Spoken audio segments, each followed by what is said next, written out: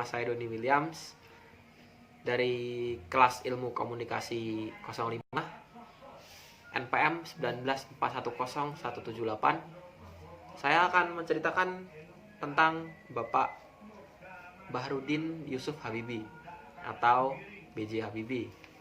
Beliau lahir pada 25 Juni 1936 di kota Parepare, Sulawesi Selatan. Presiden Indonesia yang ketiga ini menempuh pendidikan SMA di SMA Dago, Kota Bandung pada tahun 1956. Ia kemudian melanjutkan pendidikan di ITB atau Institut Teknologi Bandung. Namun hanya beberapa bulan di ITB, kemudian ia memutuskan untuk mengikuti jejak teman-temannya untuk bersekolah di Jerman. Namun berbeda dengan yang lainnya, ia tidak menggunakan beasiswa dari Menteri Pendidikan dan Kebudayaan untuk melanjutkan kuliahnya di Jerman, melainkan dengan menggunakan biaya sendiri dari ibunya, yaitu Ibu R.A. Tuti Marini Puspowardoyo. Mengingat pesan Bung Karno tentang pentingnya penguasaan teknologi yang berwawasan nasional, yaitu teknologi maritim dan teknologi dirgantara di kala Indonesia waktu itu masih berkembang. Akhirnya B.J. Habibie diberi kesempatan belajar di Jerman. Pada waktu itu pemerintah Indonesia di bawah Bapak Soekarno gencar membiayai ratusan siswa cerdas Indonesia untuk mengemban pendidikan di luar negeri dan menimba ilmu di sana. Habibie merupakan rombongan kedua di antara ratusan pelajar SMA yang secara khusus dikirim ke berbagai negara. Kemudian Habibie memilih jurusan teknik penerbangan dengan spesialisasi konstruksi pesawat terbang di Rhein Westfalen Aachen Technische Hochschule. Biografi B.J. Habibie diawali dengan masa kecil beliau. Ayahnya bernama Alwi Abdul Jalil Habibie, adalah seorang petani dan berasal dari Gorontalo, sedangkan sang ibu bernama R.A. Tuti Marini Puspowardoyo yang sudah saya sebutkan di atas tadi adalah seorang spesialis mata yang berasal dari Yogyakarta. Habibie adalah anak keempat dari total 8 bersaudara. Habibie juga tumbuh dalam keluarga religius di mana ayah beliau seringkali membacakan ayat suci Al-Quran semenjak beliau kecil. Habibie menyatakan jika ayat suci yang dibacakan ayahnya selalu mampu membuat dirinya tenang, tak heran jika sang ayah pun kerap membacakan ayat Al-Quran untuknya 1-2 juz. Kebiasaannya sejak kecil yang sering mendengarkan Al-Quran memberikan pengaruh yang positif pada dirinya, sehingga ketika Habibie kecil berusia 3 tahun, dirinya sudah mampu membaca Al-Quran dengan lancar. Sejak kecil memang Habibie sudah dikenal sebagai anak yang cerdas. Pendidikan yang ditempuh B.J. Habibie di luar negeri bukanlah pendidikan kursus kilat, tetapi merupakan sekolah bertahun-tahun kerja. Sejak awal Habibie memang tertarik dengan how to build commercial aircraft bagi rakyat Indonesia yang menjadi ide Soekarno di masa jabatannya. Dari sana kemudian muncul perusahaan-perusahaan strategis, ada PT PAL dan salah satunya IPTN. Kemudian ketika B.J. Habibie sampai di Jerman, Habibie punya tekad yang sungguh-sungguh di perantauan dan harus pulang membawa kesuksesan mengingat jerih payah ibunya yang membiayai kuliah dan kehidupan sehari-harinya. Beberapa tahun kemudian, di tahun 1955 di Aachen, 99% mahasiswa Indonesia yang belajar di sana diberikan beasiswa penuh. Hanya beliau yang punya paspor hijau atau swasta daripada teman yang lain. Di tahun 1960, beliau mampu mendapatkan gelar diploma Ing di Jerman dari Technische Hochschule dan predikatnya adalah cum laude atau sempurna dengan nilai rata-rata adalah 9,5. Dengan mendapatkan gelar insinyur ini, beliau mendaftarkan diri bekerja di firma Talbot yang merupakan industri kereta api di Jerman saat itu. Firma Talbot tersebut sedang butuh wagon dengan volume yang besar. Hal ini lantaran wagon itu akan mengangkut barang ringan dengan volume besar. Talbot butuh wagon dengan jumlah 1000 dan mendapati persoalan ini, maka Habibie pun berusaha mengaplikasikan cara konstruksi dalam pembuatan sayap pesawat terbang, lalu diterapkan pada wagon yang ternyata membuahkan hasil.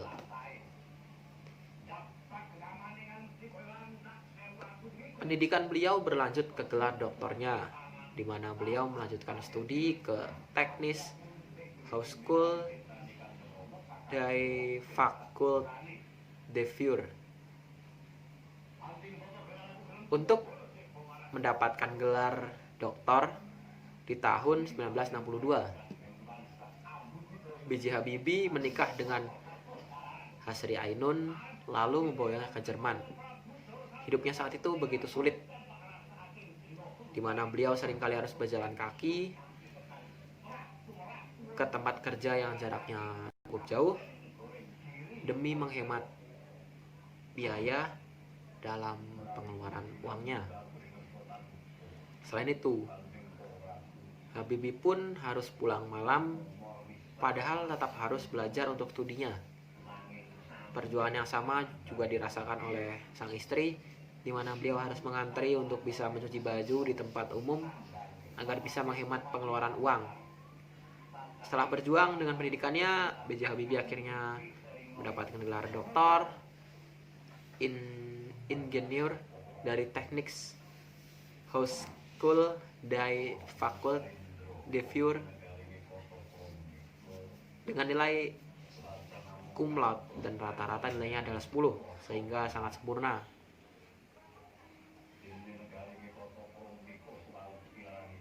Lalu kemudian Bapak Habibie kembali ke Indonesia dan menjabat sebagai Menteri Negara Ristek atau Kepala BPPT selama 20 tahun dan memimpin perusahaan BUMN industri strategis selama 10 tahun. Di 1995 beliau berhasil memimpin proyek pembuatan pesawat yang diberi nama N250 Gatot Kaca, di mana menjadi pesawat yang dibuat pertama oleh Indonesia.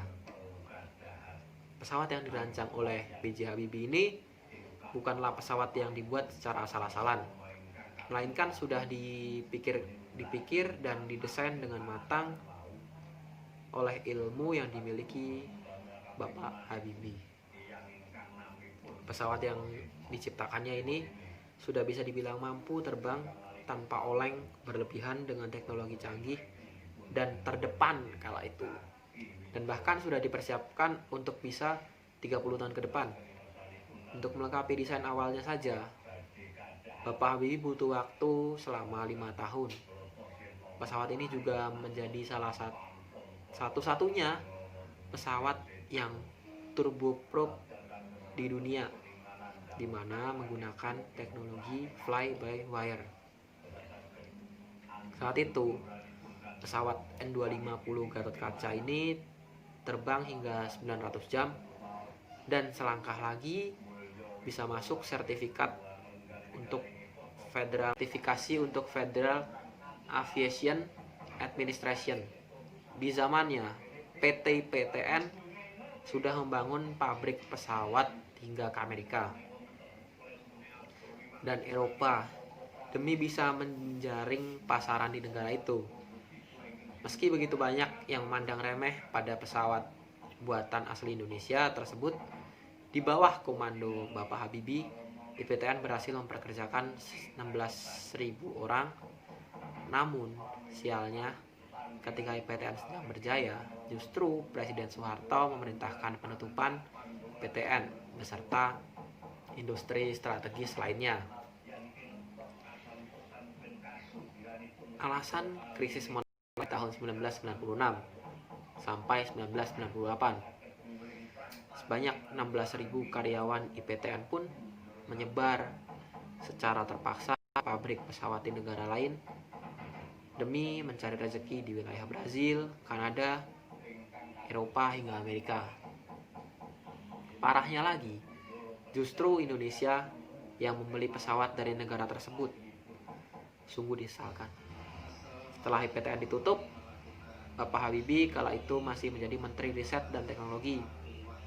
Beliau kemudian diangkat menjadi Wakil Presiden di tanggal 14 Maret 1998 untuk mendampingi Presiden Soeharto. Namun hanya beberapa bulan setelah beliau menjabat, gejolak politik pun tak bisa terhindarkan dan mencapai puncaknya. Presiden Soeharto yang sudah bertahta di kursi presiden selama puluhan tahun akhirnya lengser dengan pengunduran dirinya pada 21 Mei 1998. Lengsernya Presiden Soeharto pun secara otomatis menjadikan Bapak Habibie secara resmi menggantikannya menempati kursi nomor 1 di Indonesia. Beliau menjadi presiden ketiga Republik Indonesia. Bapak Habibie menjabat hanya sekitar 1 tahun saja, di mana beliau justru mewarisi kondisi saat Indonesia sedang dalam masa rusuh dan banyak wilayah yang ingin melepaskan diri dari Indonesia. Kondisi Indonesia saat itu memang betul-betul memprihatinkan. Setelah kabarnya lama tak terdengar, di tanggal 22 Mei 2010 ada kabar mengejutkan, di mana sang istri yang setia mendampinginya, yakni Ibu Hasri Ainun Habibie, telah meninggal dunia di Jerman karena penyakit kanker ovarium yang dideritanya. Ibu Ainun meninggal di hari Sabtu pukul 17.30 waktu Jerman. Kepastian meninggalnya Ibu Ainun ini diperoleh dari Ali Mukhtar Ngabalin, selaku mantan anggota DPR yang juga wakil dari B.J. Habibie. Hal ini menjadi duka yang amat mendalam bagi sang mantan Presiden RI itu. Bagi Bapak Habibie, Ibu Ainun adalah segalanya bagi beliau. Beliau pernah berkata jika Ibu Ainun adalah mata untuk bisa melihat hidupnya. Ibu Ainun juga merupakan pengasih, orang yang sangat penyayang. Bu Ainun juga selalu turut dengan Bapak Habibie susah maupun senang selama 48 tahun. Bapak Habibie dan Ibu Ainun tak pernah terpisah. Ibu Ainun selalu mengikuti kemanapun Bapak Habibie pergi, dan rasa sabar kasih sayang yang sangat penuh kepada Pak Habibie. Bahkan Bapak Habibie tidak tahu menau tentang kanker ovarium yang diidap oleh sang istri, dan hanya tahu 3 hari sebelum Ibu Ainun meninggal, lantaran Ibu Ainun tak pernah mengeluh betapa terluka hati Bapak Habibie saat itu. Perjuangan Bapak Habibie sebagai anak bangsa yang selalu berusaha untuk menggapai cita-cita demi kemajuan pembangunan Indonesia yang memang penuh lika-liku tajam kehidupan. Banyak sekali pengalaman hidupnya yang bisa dijadikan pelajaran, mulai dari kerja keras ketika bersekolah, perjuangan di kancah politik, hingga cinta setia dan penuh kasihnya bersama sang istri yang tiada tara, menjadikan kisahnya sangat layak untuk bisa diketahui seluruh bangsa Indonesia yang dibentuk dalam sebuah film bertajuk Habibie dan Ainun.